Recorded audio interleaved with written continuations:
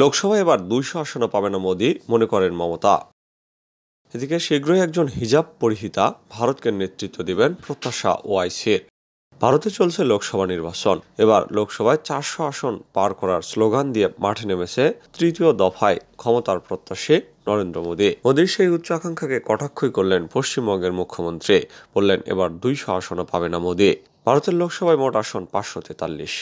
সেক্ষেত্রে সরকার গঠনের ম্যাজিক নম্বর হচ্ছে ২৭২। তবে এবার ৪০০ আসন পাওয়ার লক্ষ্য নিয়ে ভোটের প্রচার শুরু করেছে প্রধানমন্ত্রী নরেন্দ্র মোদীর দল বিজেপি ও ইন্ডিয়া জোট। অন্যদিকে মোদীর বিরোধী জোট ইন্ডিয়া আছে এবার কেন্দ্রের দখল নিতে। সেভাবেই প্রচার চালিয়ে যাচ্ছেন ইন্ডিয়া জোটের অন্যতম মুখ পশ্চিমবঙ্গের মুখ্যমন্ত্রী মমতা। লোকসভা ভোটে এবার বিজেপি পুরো দেশে কত আসন পাবে সেই হিসাব তুলে ধরলেন মমতা।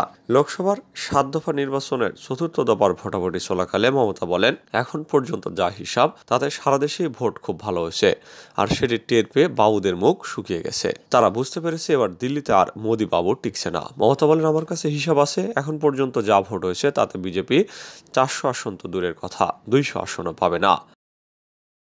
এদিকে শীঘ্র একজন হিজাব পরিহিতা ভারতকে নেতৃত্ব দেবেন, প্রত্যাশা ওআইসির। ভারতে মুসলিমদের নানা ক্ষেত্রে হেয় এবং উপেক্ষা করা হচ্ছে। অপেক্ষা করুন, ইনশাআল্লাহ শীঘ্রই একজন হিজাব পরিহিতা নারী ভারতের প্রধানমন্ত্রী হবেন, দেশকে নেতৃত্ব দেবেন।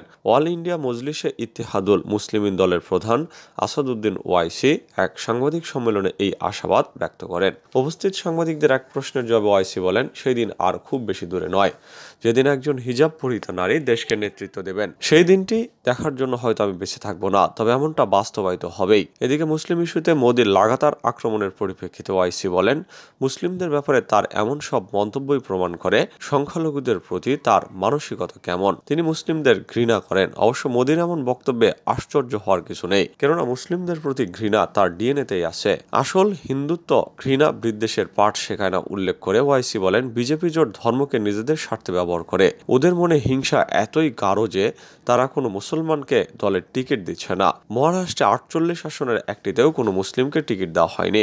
একই পরিস্থিতি রাজস্থান, মধ্যপ্রদেশ, ছত্তিশগড়, দিল্লির মতো রাজ্যগুলোতেও। বিজেপির এরকম পদক্ষেপে পার্লামেন্টে মুসলিমদের সংখ্যা কমে যাবে কিনা এমন প্রশ্নের উত্তরে ওআইসি বলেন, জেনে রাখুন, একদিন সময় আসবে যখন একজন হিজাব পরা নারী দেশের প্রধানমন্ত্রীর পদে বসবেন, পুরো ভারতকে পরিচালনা করবেন, ইনশাআল্লাহ।